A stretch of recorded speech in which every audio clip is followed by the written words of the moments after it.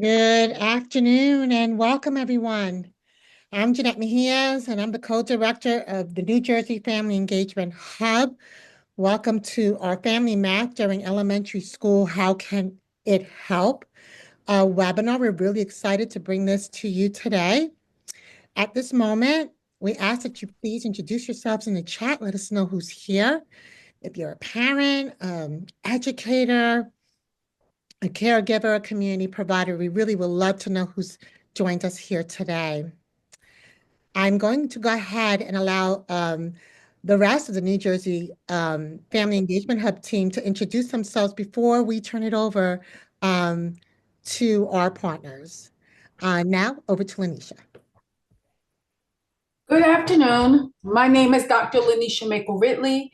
I am the co-project director for the New Jersey Family Engagement Hub.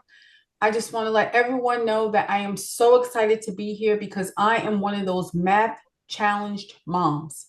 I have a kindergartner who loves math and his mother does not. So I am here just like you are to learn some more about how to engage my child in a topic that he enjoys. And now let me turn it over to Kim. Thank you, Lanisha. Good afternoon, everyone. My name is Kim Rivers, and I am the training coordinator for our engagement hub. I am a mom of three, albeit my oldest is about to graduate. And math is something that I think is so important for us to introduce to our kids at an early age. So I'm really happy to be here and happy that you're joining us because the earlier that they can conquer math, the more proficient that they're going to be later on. So thank you. And I'm going to pass it over to Tara.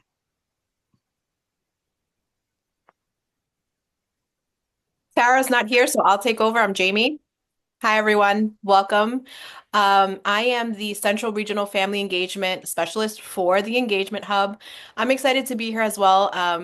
Unlike the people before me, I've always enjoyed math, and I have a little boy who loves numbers.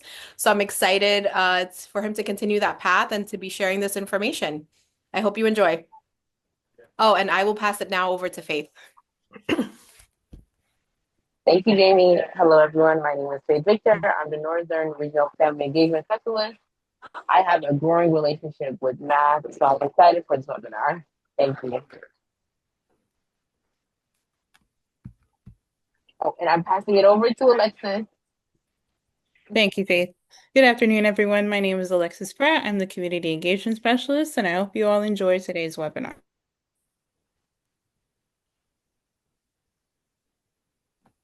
So I'm here to talk to you a little bit about the New Jersey Family Engagement Hub. We are a centralized information hub.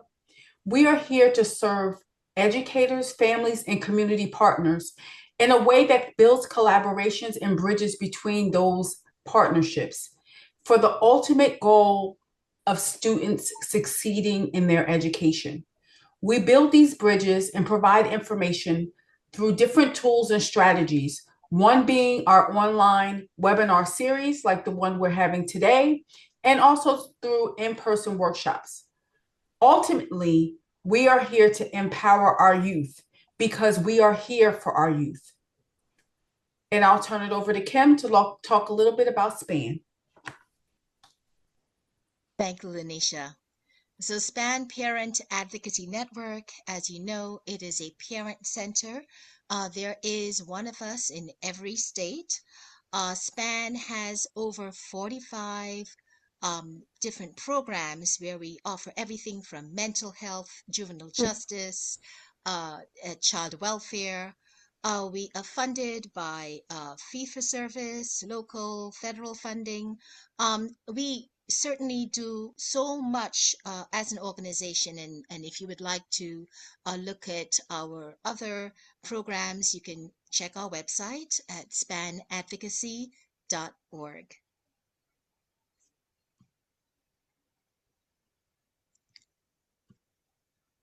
And now I'll pass it over to our presenters. Thank you, Kim.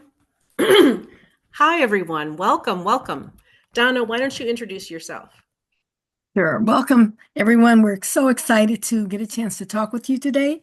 My name is Donna Johnson, excuse me, I'm the Assistant Director of Educational Partnerships with the Early Math Collaborative at Erikson Institute, and do a lot of work with teachers, administrators, parents, caregivers, all in the service of young children around math. And so it's just so excited to be here to talk to you about elementary math and how we can support families in this endeavor. Thanks, Donna. And I'm Jennifer. Very glad to be here.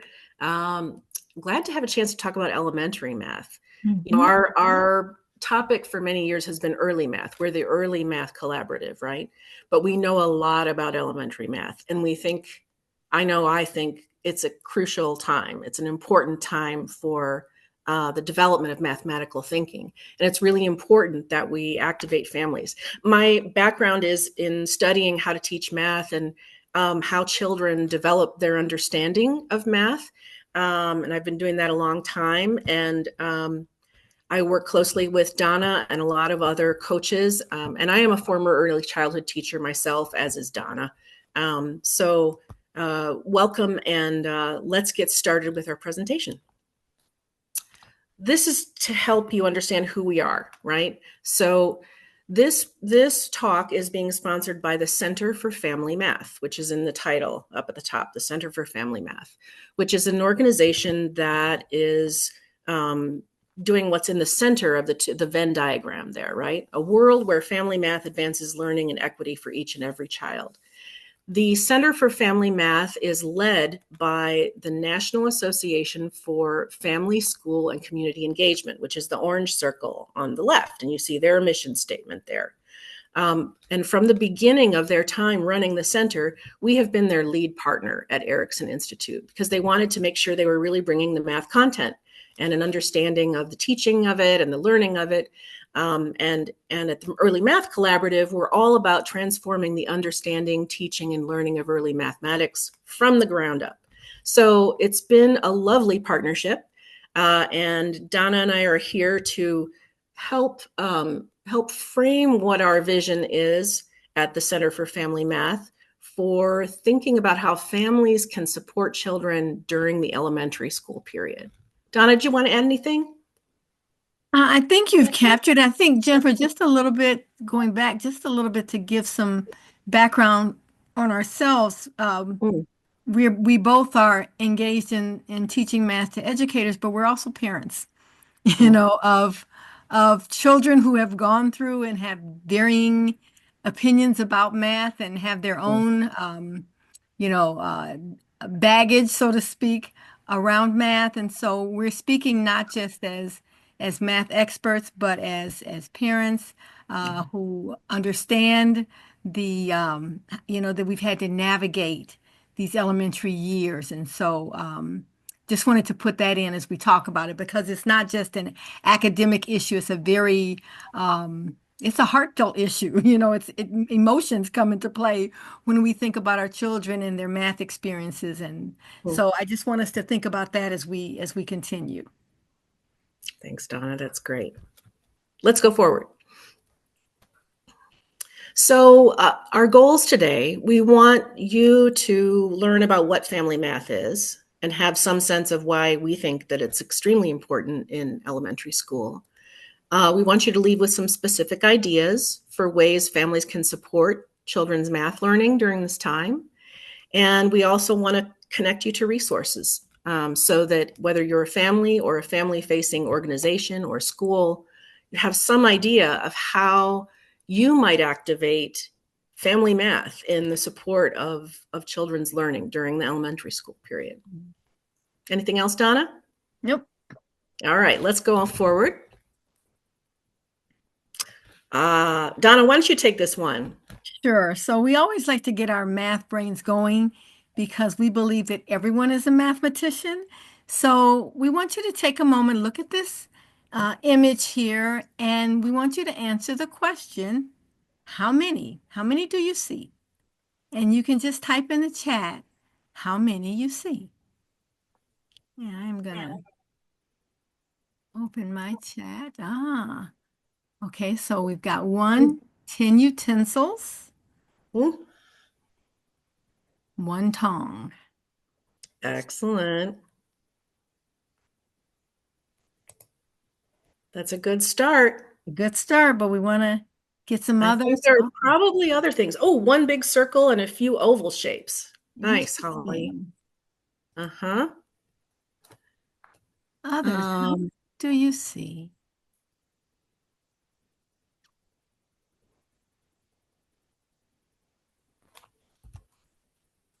A spatula. So 1 spatula. Then someone says they're seeing patterns.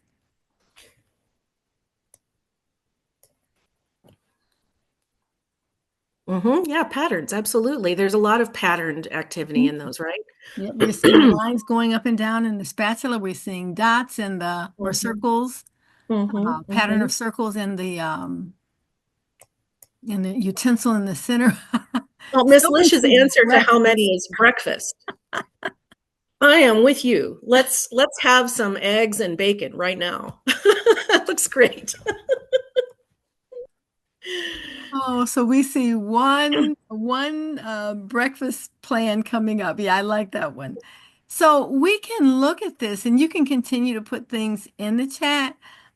There's a lot of ways we could answer this question, how many? And one thing that I'm really encouraged about, Jennifer, is no one just put in like 7 or 6 or 1, 2, or 10. Mm, They were specific. You identified what it was. So whether it's 1 tongue, whether it's a potato masher, whether it's a um, um, pasta drainer, whether you thought about slotted, you could think about spatulas as 2, but you could think about one that's slotted and one that's not. You could think about the ladle, you could think about the larger spoon, you could think about grouping them so we could think about slotted and unslotted spoons. So depending on what we're counting, what attributes we're looking at, we would come up with different numbers. Ah, Kim, even number there. So there are some that are facing up, so the handles are facing down, and some that are facing down and the handles are up. So you see that there's 4 with the handles up and 4 with the handles down. So we can think about that from the idea of even numbers. So a mhm. lot of relationships that can come out of just looking at this photo and talking about what we see. We can think about the utensils themselves, we can think about how we use them, but then we can also think about quantities and we can think about different ways to think about quantities. It's all about the conversations. And so what you might say to a 4-year-old might differ very, drastically from what you might say to a 10-year-old in the conversations that happen. But it's the conversation that you're engaging in. It's that mathematical thinking that's happening. It's the reasoning, it's the problem solving that we want to encourage and support. So, Hopefully I'm sorry, Donna. Hopefully this exercise just kind of reminds us all that, what math does is it helps us analyze our world, right? It gives us different ways of breaking it down and framing it, which is an incredibly powerful tool. And in real life, not on the chalkboard, math has lots of details and lots of language and lots of social and cultural aspects. All those things are sort of present here. So thanks, Donna, for getting us talking. sure. Next slide. So I'll start, but Jonna, you pipe in, okay? So math, I'm just going to say some obvious things, probably to all of you, but maybe just to remind you, math really does unlock access to advanced classes. It's the first subject where children are tracked and put into separate groups in elementary school often, right? And some kids are going to take geometry in their last year of elementary school, and some kids are not. The research is pretty darn clear that you don't want to be in the group that isn't getting the geometry. That what happens is that there's excellent education going on in one place and much poorer quality education going on in another. It's problematic, okay? And if you want to get to those advanced classes and then college, right? How do you get into college? Well, algebra is probably key. Donna, what do you want to add about this piece? Well, I think what you're saying right there, Jennifer, is so accurate that the when you're going into college, if you don't have those basic math courses, then what happens is you're put in remedial classes. And so in a sense, you lose that first year of college. So all of the costs, all of those things get associated with that. You're put behind the eight ball in a sense. So getting those foundations in place, having the understandings necessary to handle a college level class is so important. And even before we get to those college level classes, being at a place as you're leaving elementary school to enter into those high school classes at those advanced levels is important. Do you come in taking a basic arithmetic class, or are you taking, algebra one? So where you start entering high school sets you in place for that. And if you think about that and step back, those middle school years, what kind of classes are you taking? So all of that, it keeps backing up to, what are the experiences children are having along the way? How are we building their mathematical understanding so that they can handle the coursework at every stage instead of feeling like they're always behind. And I think that's, you know, It's a horrible feeling. that's a horrible feeling to feel that you're always behind. That's right. Well, and STEM careers, I mean, clearly, AI is here. And the world is becoming much more technologically advanced. Math is going to be an important language for people to speak for many, many kinds of jobs. I think it's going to open doors in big ways. But I think even more importantly, and these things that we talk about, they always make me nervous. They up the pressure. Oh, you've got to get the classes so you can get into college and not be tracked. And that's true. Okay, so we have to hold that in one hand. But also, I think we can hold that being good at math, that having a chance to learn it and do it well can really create competence and confidence in our students. What a wonderful feeling to feel like you are a person who can do math, who likes to think about math, who owns math as something that is positive for you. And Anything and for you, who Donna? Yeah, and who doesn't fear math? I think the idea that when you run into something that you don't know, that's okay. That is something that I can learn. That if I'm having Mhm, trouble with it, I can mhm, figure it out. And so those areas of competence, it's not mhm. that I have to know it all, but I can ask questions. I can Right. figure it out. Learning to, That's what we want to build in children's thinking and in their core. That right. even if I they don't think know it's, it, sorry, Donna. that's okay, Jennifer. We're passionate about this We're topic. passionate. Yeah, yeah. I just want to say that I think math does an especially good job of teaching the kind of tolerance of struggle and Mhm. not knowing and still trying. I mean, it challenges us to push the limits. So Donna's really hitting on something important when she says um, that we need to see a problem and think, well, I've been in this situation before where I didn't know what to do. What did I do then? And have some strategies that we probably learned from struggling a little bit in a productive way with mathematics, right? Yeah. So I think as we talk more, some of this is going to come up because there is that tension between um, having the confidence to approach a problem, and then as the adults around us, how do we support them in that effort? So I'm going to let us continue on, and we're going to come back to this a little bit.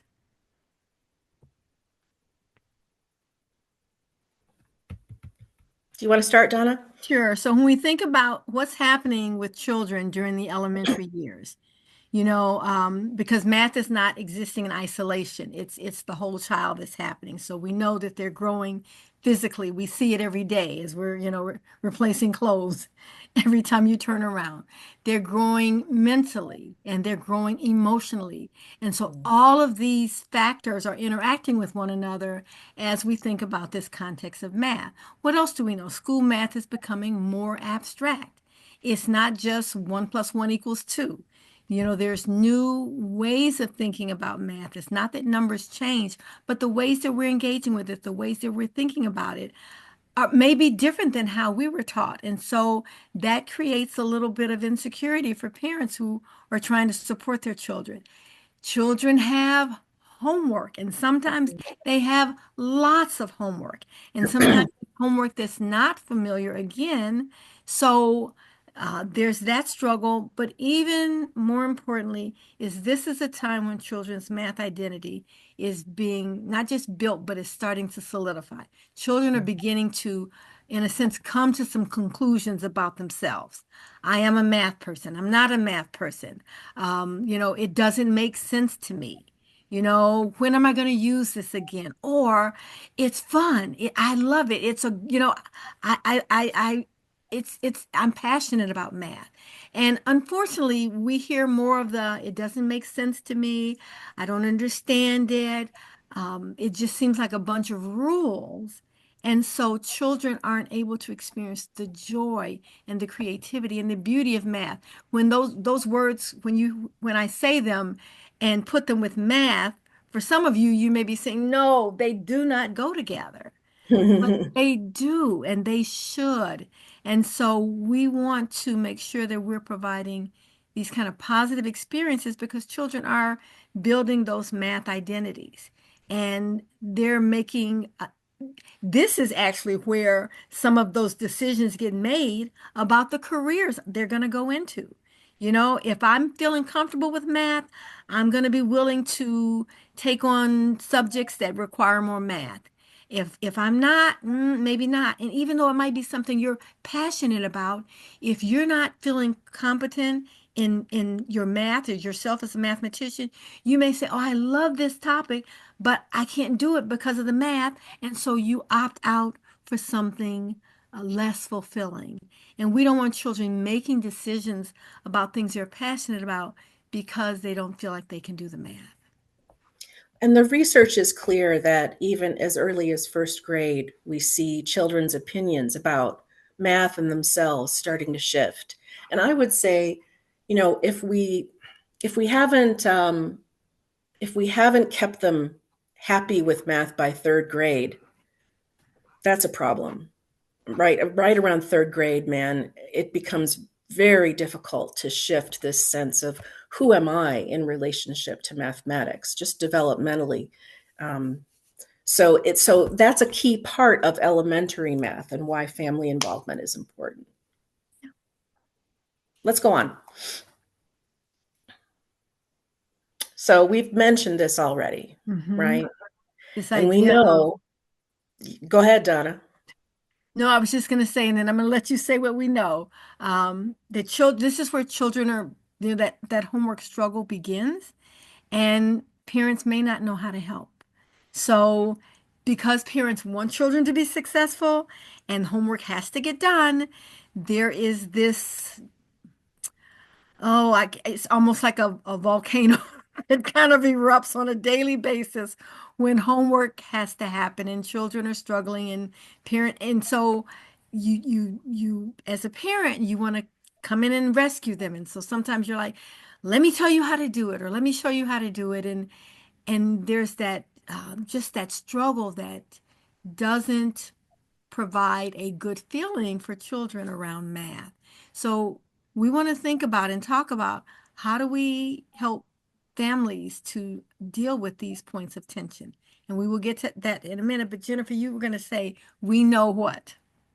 Oh, I don't remember that, but I do know what I want to say, which is that that one of the things I think that Donna and I both really love about math is that there's always more than one way to Yeah. solve a problem.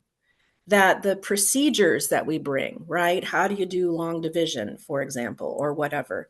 There's 10 different ways to do that problem and come up with a correct response. And I love that about math, and it means, flexible thinking and all that. But it also means that what your child brings home from school can look incredibly different from what you learned when you were a student, right? And Donna's alluded to this already, but it, and parents get, they feel infuriated. What is this? Is this math? This is, I don't even identify with this. And it may be that what they're learning is really powerful, good stuff that can help them. And it doesn't look like anything that the parents learned. And that becomes this very fraught situation at home. And we need to help with that. Huh. Yes, math approaches do look so different today from what you learned, right? We're trying to get better at teaching math. And what that means is it changes. And some of it's great and some of it maybe not so much, but.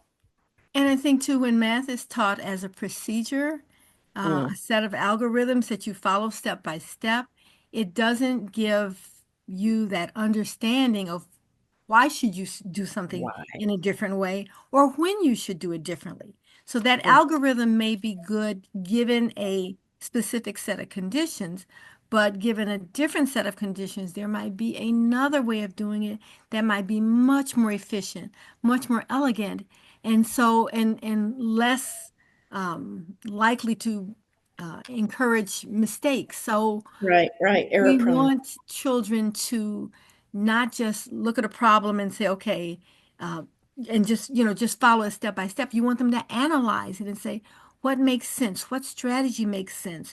What is this problem asking me to do? So that, again, they're bringing this critical thinking to every problem, and it's not just a procedure on a page that I have to get through. So let's go on to the next Mhm. slide. So this is sort of the high level answer about what families can do. And we'll dig a little bit more into the thorny issues of that tense scene at home around homework in a moment or so. But I think the first thing we want to say, we know from research, these are things that are super important for all families to do. Keeping expectations high. Don't succumb to the wish to say, it's okay, honey. Some people just aren't math people. Personally, I don't care I don't believe that, but I don't care whether it's true because we all need to be and must be. No one should opt out of mathematics. It's not okay. We need everyone in our country to feel like they can do mathematics and that they are capable of doing mathematics. It shouldn't be cool to not be a math person. That's got to be off the table. And the only way we can get there is if as adults we're careful about what we say about it. Yeah, it's damaging when we say, oh, I'm not a math person. What are some one-liners we can say instead? Well, everyone's a math person, I guess, is the thing. We're all people and we all do math. And I mean, maybe people don't think they do math, but it matters what math is. Donna, what do you want to say? Yeah, I like the statement, keep expectations high, but I also want to add to that to keep the stress low. Because high expectations sometimes can create stress because we want our children to do well. We want them to get the problems right. We want them to know. And so unintentionally, we raise the stress level. And whenever we raise the stress level, we shut down creativity. It's like it makes it hard to really start thinking outside of the box. So we want to balance that support. Yes, you can do it. Even if it's challenging right now, you can do it. You can figure it out. And keeping the stress, mistakes are okay. We're all going to make mistakes. There's an expression one of my colleagues has posted that says, mistakes are to be expected, respected, no, expected, inspected, respected, and then some put corrected. Because you want to correct your mistakes, but first, you understand, expect them. That's why we're in school. Nobody knows it all. We're in school to learn, which means we're going to make mistakes. So let's inspect those mistakes and see what was, what was our thinking? What was the misconception? Did we just add two numbers wrong? What was the mistake? So we inspect it. We respect the mistakes because, man, maybe talking about this mistake opened up the understanding of the whole classroom. You know, Absolutely. and then we correct it. We learn from it and we move forward. And that's that attitude that we want to have. That's right. Um, The research on math anxiety is really compelling. Okay. We can be very clear about when folks are math anxious and when they're not. And what you need for math is you need a good working memory space, and you need to be able to access your higher functions, your executive functioning, right? So you can think about all the pieces and parts. Anxiety shuts all of that down. So we need to build confidence and calm, and keeping the stress low is very important, and it's an important message for parents too. I'm going to say also, let's talk a little bit about the next one, Donna, and we'll come back a little bit more to some of this.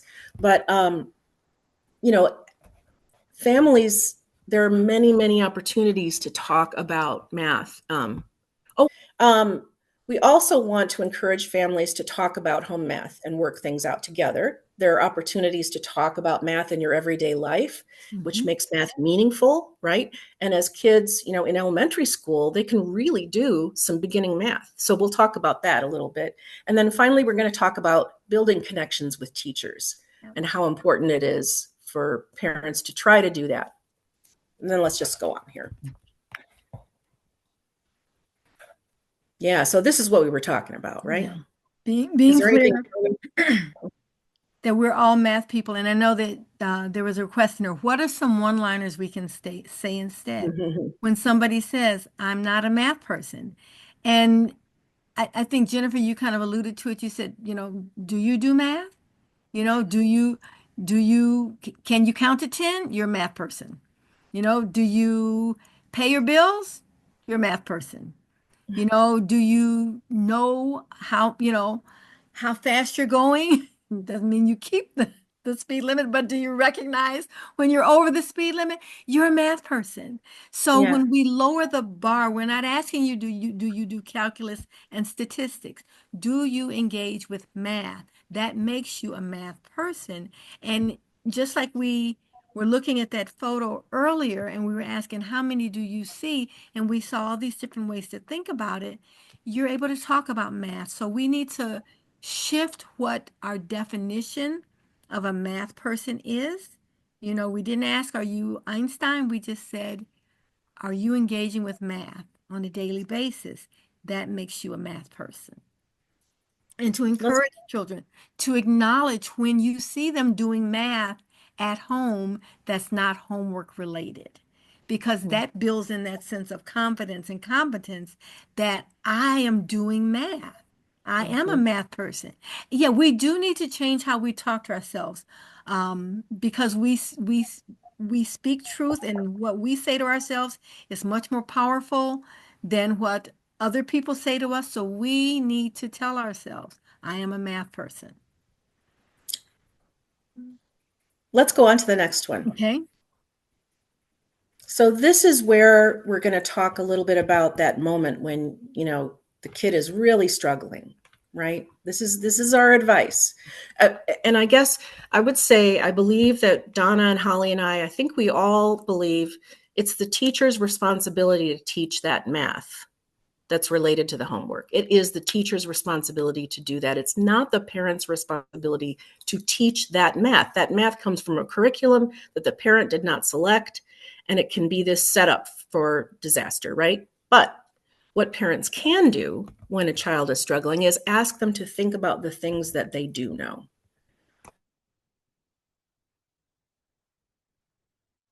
And I think -8. What? No, you were frozen for a moment. Oh, sorry. So the little girl in the picture, she's got 8 minus 8 in front of her. Maybe, mom can say, can you show me 8 on your fingers? Just what do you know about this? What do you know about this problem? Did you have anything to add on that, Donna? No, I was just going to, again, making connections. I mean, if we look at that problem, that sheet of paper, it's just a bunch of numbers on a piece of paper. Yeah, And true. sometimes we want to bring a context to it, so it could be something as simple as there were 8 candles on the cake and we took off 8 candles. How many are left? So if they're struggling with the abstract numbers, just bring a context into it. And it's amazing how they're like, oh, none, zero, they're all gone. So asking what they know, but then also helping to make a connection to the physical world. I think that's Mm-hmm. something that parents can do in a very real way, Mm-hmm. just to help them Mm-hmm. to make those connections. That Mm-hmm. whole idea of, can they think of another way to solve it? So how do you solve, 6 plus 6? What do you know about it? Like you were saying, Jennifer, how can your fingers help you? Are there some manipulatives? It could be pennies, it could be cotton balls. You don't have to have the school manipulatives because you can count with anything, So how can we help them to think about it? Sometimes I think it's important for a parent just to sort of activate that executive functioning part for the kid by saying, did you learn any other strategies that you used maybe last week or yesterday or in your class? And then the kid says, oh, I remember this happened. That's it. It can be as simple as that, right? But the child is maybe not going to go there without the parent or the caregiver saying, you might know some other stuff, right? Let's think about it. Let's connect it to what we're doing right now. And that's how you build automaticity for children. You Mm, help them to think about what they do know and how can what they know help them to figure out what they don't know. So just that strategy is an important math skill. Sometimes they may be worked up and that you may just need to take a break. yeah. Let's take let's take 5 minutes. Sometimes they may be worked up, sometimes you may be worked up, and everybody just needs a break. And I think as the adults in the room that support, we need to remind ourselves that this is a process, that it's okay if they get a problem wrong, that if we keep working at it, eventually they will figure it out, because math ebbs and flows. You might know how to solve a problem today, and tomorrow you might not remember. And if we're saying, but you were able to solve that yesterday, that's raising that stress level instead of saying, yeah, sometimes we forget and we need to remember. So giving that space, giving that grace for the learning process. All learning follows a pathway. We start with perceptive, then we move to receptive, and then productive. So there takes time where they're watching, they're learning, they're figuring out, they're trying it, and then they get to that place where they're able to do it and they begin to master it. We need to give them time and space in each of those places. We need to respect that learning process, and we need to continue to make that learning fun, even when Well, it gets challenging.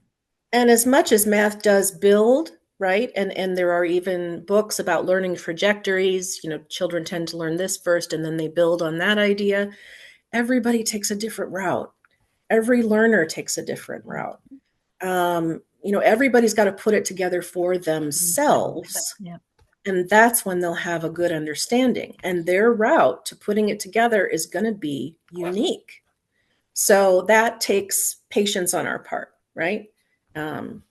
So that confidence is super important. So that's staying calm, like you said, and showing confidence in them. You may not be getting it right now, but you will.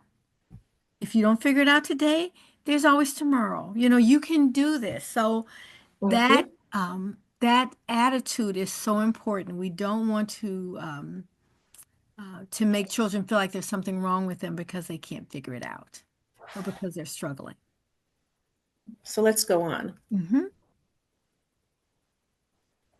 So this is more preventative, right? This is the other part of what we were talking about what families can do to help. And the thing is, it's picking up on the math that is one of the elements is picking up on the math that's in your life and talking with kids about it. the kids are old enough now, or depending on what age they are, but sometime in elementary school, you can say, well, we've only got $20 to spend at Target. And I know you need socks. So do we have enough money to get a snack or not? And that is a wonderful, meaningful math problem to be working on with an elementary school student while you're together. And I'm thinking about this, as they're moving up in those grades, and this is a great time to practice some of those skills. So if say you're buying, 4 boxes of cereal, instead of adding them, those who are working with multiplication, okay, how much is this gonna be? So it's a time for them to practice. I remember going grocery shopping with my mom, and I'd always go in with a notebook and a piece of paper, and my goal was to see how close I could get to what the register came up. And it was, so make it a game. Give children tasks that are appropriate for the skill level that they're learning in school, but it's also a way for them to get that extra practice. I love going, for older children who are maybe they're starting to do percentages, and we talk about sales, 30% off. And everybody's like, it's 30% off. Yeah, it's 30% off, but what part are you paying? It's like, so you're paying 70%. How much is that? So, just those everyday experiences that children are having. Multiplication, addition, subtraction, division, they're all around us. And so they can begin to see themselves in this non-threatening situation that doesn't have a grade attached to it, being successful and saying, I can do it. Card games, strategy games are great for children because, again, it's that fun, that quick competitive competition that exists. You get the practice in there, and it's a safe space. Puzzles are great because they really get you thinking about, how do you orient these pieces in this space, so it activates different parts of your brain. And so what we're saying is that there's math opportunities, there's ways to build children's math minds that are safe and fun and can happen in the home on a regular basis. And so we want to provide those opportunities for our children. And how much better to get familiar with your facts, what all the different ways to make 10 through a card game than flashcards or just memorizing, right? If it can be associated with fun, that's a real contribution that a family can make. Practice is an important part of math learning. We do want some things to become automatic at a certain point. So you don't have to figure that part out anymore, to just know that 7 and 3 is 10. I don't have to worry about it. I don't have to use my fingers anymore. And we want that. How do we get there? How do we get the practice in? Is it, drill is it tests in the classroom and, things that are pressured, or is it a fun game like this? Clearly the game is a better alternative because of the positive associations and the social aspect, all the things. Let's go on. Building connections. Go ahead, Donna. Yeah, this is huge. Building connections with teachers is so important because you need to be your child's advocate. So, we have some things here. Meet your child's teacher, let them know you want to help, plan how you're going to communicate with them. It's really important, that relationship that you establish with them early on. You want to build a relationship before a potential problem happens, because it's always easier to have a conversation, to have a hard conversation when you have some level of relationship with that teacher. So, take the time to meet the teachers, and teachers are busy.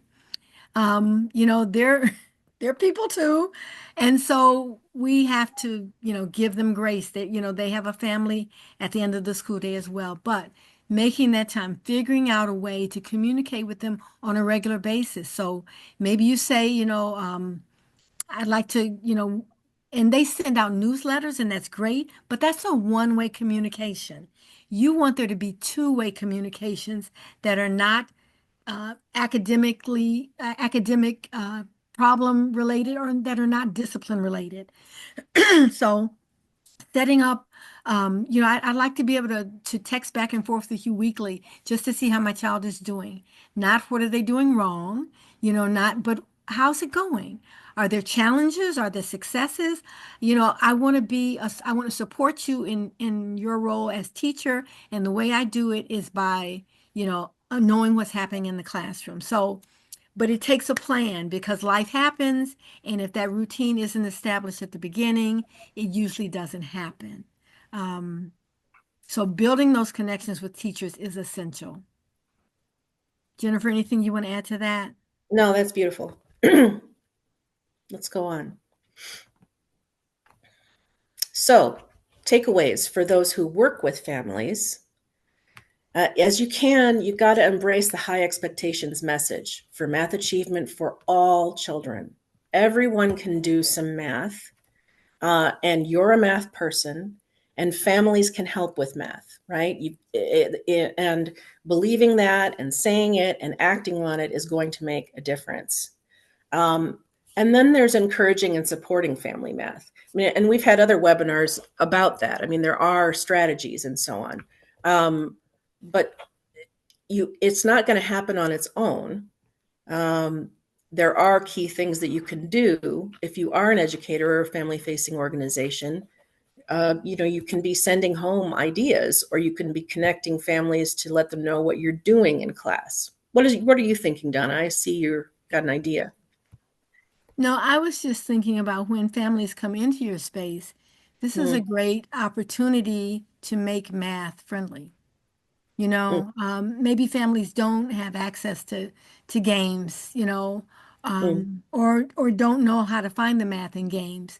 So if they're coming into your space, you're doing an event that's family focused, to have some time where you're playing games, math games, where you're pointing out to the adults, this is how you can talk about this game. You're modeling a conversation that they can have, so that when children are playing, or if they're trying to make combinations of 10, and maybe somebody puts down a pair that's not 10, then say, oh, are you sure that's 10? How do you know that's 10? Show me. I'm not sure. I'm not sure if I agree with you, playfully kind of challenging that, but providing those materials, those opportunities, those conversation opportunities. Because you can play a game, but if you play it in silence, you're not going to get the same benefit as if there's again, that conversation is happening. So, making math accessible to families and showing them that it can be fun. So family math should not look like school math. That's not the intention, but it can be fun. And so I think making space for it when you're bringing families in is really important. Let's go on. Thank you. So near the end of this presentation, we're going to give you a way to go to the Center for Family Math website. And I just want to give you a sense of some of the things that you can find there. There's a lot of information on, for example, math standards, the Common Core, right? There are people out there who've done a really nice job of breaking things down for families. And one example is these family guides that come from Seek Common Ground. Community celebrations ideas. Donna was just talking about this idea of, inviting families into your space and doing math games. There are also things like the Julia Robinson Mathematics Festival, which is meant to be a space for families to come together and do math with their children. There are ideas and plans for how to host a family math night. Those resources are out there, but it does take seeking them. There are also resources on the website that we're going to send you to for how to think about after school math programs, which can be really fun. That can be a great place. That could change a child's math identity. They get in there and there's a cool teenager helping them run the after school program, and it turns out they're good at, a certain game, and lo and behold, they feel like a math person. I mean, how powerful is that? So those resources are out there, and this was just trying to make you aware that these things are there. And let's go on. Oh, thank you, Holly. Holly's putting something in the chat right now. But this is just a moment for discussion and questions. You know, we've got about 9 minutes left, or maybe it's a little less, because I think there might be something that Span or wants to do. But anybody have any questions or things that they'd like to discuss? I think just put them in the chat, or maybe, does that make sense? It's a small group, you can almost unmute.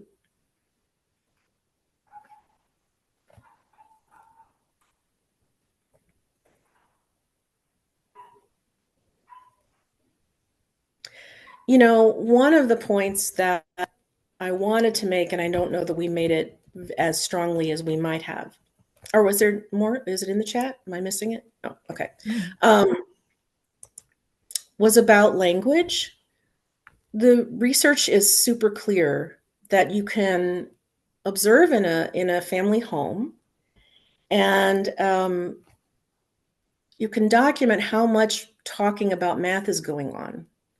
And if families are talking about math together at home more, their kids are going to do better in math in school.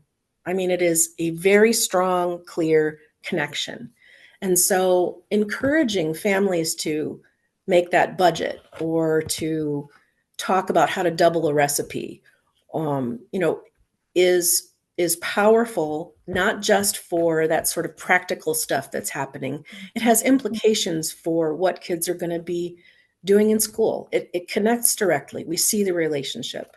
So I just think we can't say enough how important it is to be talking about math and making math meaningful, right? Connecting it to the things in our lives so that it doesn't become something that is meaningless, which I think for many people, sometimes it becomes that, which is unfortunate. And when you said that, Jennifer, it made me think about what those conversations might sound like. So it's not just talking about numbers. You know, it might be as you're putting away food and thinking which container will hold this, because that's thinking about measurement. You know, it may be we've got to pack up all the toys in this space. How do we organize them? Those are spatial relationships.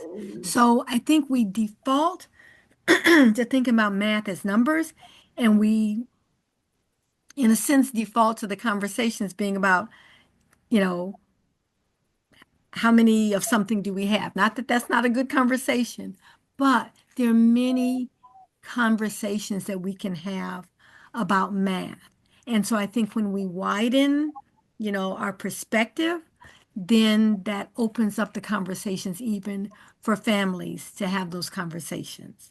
So they can talk about, you know, we're getting ready to you know, to clear out the basement. You know, how many garbage bags are we going to need to put this stuff in? So, or how much is it going to weigh? Or so we just, again, it's the discussion, it's the thinking, it's the building of competency and confidence in children that is important. And then we will see that confidence transfer into the various content areas.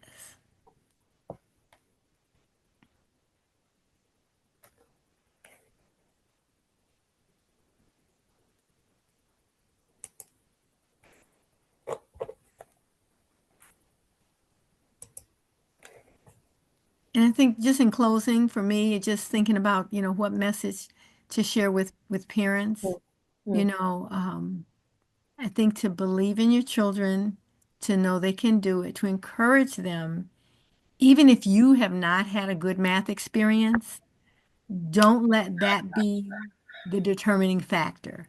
You know, and you can even share with them. I had troubles with math, but I am a recovering non-mathematician. I am learning to be a mathematician with you. And so, in a sense, take that journey with them. If you didn't have a good math experience, let this opportunity, as your children are journeying through the elementary math, to journey with them, to, that's right, to be recovering. And we are, in a sense, all recovering, because most of us did not. I loved math, and I was good at math, but the math that I was taught was more procedural. So it wasn't until I got into some more advanced math, and then actually my work with the collaborative, that got me thinking about math more flexibly. So we're never too old to learn. We're never too old to grow. And so take that journey with them, learn with them, and have fun with it with them. Yeah, and so there are some places to find some resources. Is there anything else that we need to say or to do? I'm talking to our hosts and sponsors here.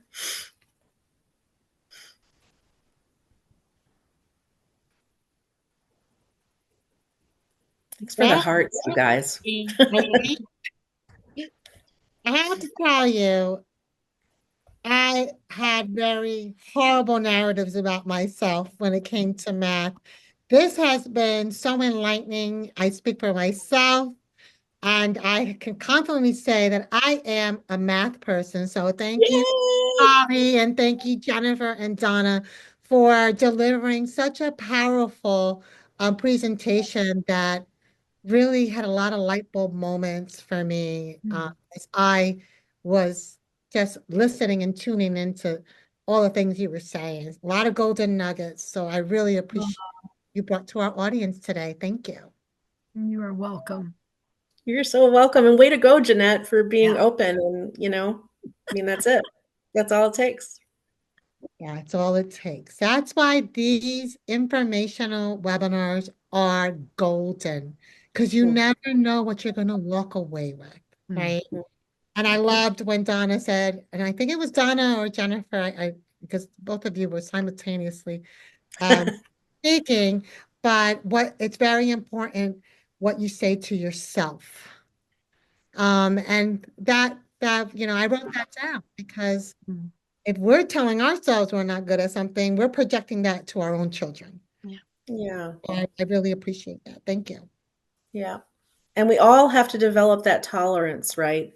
To take on a problem and stay with it if we can. That's a huge skill, huge life skill. And math sometimes brings that up. Agreed. Any other questions or comments in the chat? And Alexis, I'm not sure if our audience can unmute themselves. They have that ability. If not, okay. Okay. Well, any other questions? We encourage you to put it in the chat. And nothing, I mean, I think that you've Okay. done everything on your part, so thank you so much. Well, we have about 10 million other things we could have said. But we were trying to be, good participants here. So thank you so much, New Jersey, for the opportunity to do this and for taking it seriously and making space for talking about family math. And I love that you they've requested, and there's a series, right? There was one on early math. This one is on elementary math, and there's going to be another one on middle and high school math, which is perfect. It's asking us to do something we've been wanting to do for a long time. So great, way to go. You guys are on it. Thank you. We're trying here. So Holly, did you want to add anything? Are you still there? The director of the Center for Family Math? Well, I'm still here. Yeah, and I always learn new things when I listen to you and Donna. No, just again, thanks to SPAN and the New Jersey Family Engagement Hub for shining a light on this topic, and to our terrific partnership with the Erikson Institute to get the word out about how important and how fun it is for families to engage in their children's math learning at every stage of development and in every grade. And encourage everybody to check out familymath.org. There are a lot of resources there and a lot of previous webinar recordings, and you're always invited to reach out to Donna, Jennifer, and I if you have specific questions or there's other ways that we can support you in your own work with families. Thanks, everybody. And there are a couple slides that we didn't get to show yet, I think. Mhm. And Alexis is just going to go through those real quick, right? Yeah. You want me to pipe in on Yeah. this because Yeah. this is really exciting. Yeah, thanks, Jeanette. Work that we're doing in partnership with the Hub in New Jersey to lift up a family math community of practices, and this is for all family-facing professionals, classroom educators, community-based organization folks, to really dig in a four-part series around how you can deepen and expand your practice of engaging families in children and youth math learning. So if you scan that QR code, you can express your interest, and that will be happening in early in the new school year in the fall. Another one too. I just want to make sure we don't go overtime too much here. Oh, this must be a span related announcement. Yeah, so we have thank you so much, Holly, Jennifer, and Donna. We greatly appreciate your partnership and all that you bring to us. And yes, we encourage you to continue um, registering for our upcoming events and the community of practice. That's going to be a great learning series. We are very excited to promote our upcoming event, which is join us for a Father's Side chat. And this is really amplifying the voices of dads. And we recognize the importance of fathers being engaged and what that garners in family engagement. And we have our own Senator Wimberly, who represents our New Jersey's 35th legislative district in the Senate, and he's going to be our moderator. So we're really excited to have him join us and moderate a dynamic panel of really amazing dads doing great things in the community. And then we have our upcoming Parent Leadership Conference. Please save the date for September 27th. It is a Saturday. We encourage you to just scan the QR code and register, and there are sponsorships available. So we hope that you join us. Yes, we're keeping very busy and doing a lot of offerings because there's so many great things that we want to be able to offer to our families and our communities. So we do have a workshop series that's in partnership at the Hub with the Patterson Education Fund. And the series starts May 27th, June 10th, and June 16th. They are all evening sessions from 6 to 7 p.m. And some really great topics and a lot of tools that you can add to your toolbox in strengthening family engagement.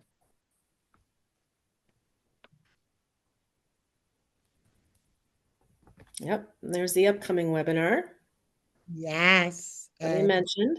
Yep, our next upcoming webinar with our amazing partners will be September 3rd at 2 p.m. So we hope that you join us. And I believe we'll have a link um, for that upcoming webinar so you can register. So say Aha, the NAFSCI National Assembly. So New Orleans, family engagement. I'm going to be there. Holly's going to be there. Yeah, actually, and a number of our friends from SPAN will have a good contingent from New Jersey, and there'll be a strong, a real strong theme on family math too, with a Excellent. family math festival and a documentary screening and some other really cool things. So we hope to see folks there. yes, and there's a virtual offering as well Right. as in person. And so there are great opportunities to be part of such a wonderful conference. Nobody does it like NAFSCI. So if you've ever been to a conference, we highly encourage our audience to please join us in October. Yes, that is the end. And that concludes the portion of our webinar today. Thank you, everyone, for joining us. And until the next time. Thank you all. Thank you so Thank much. you. Have a great day.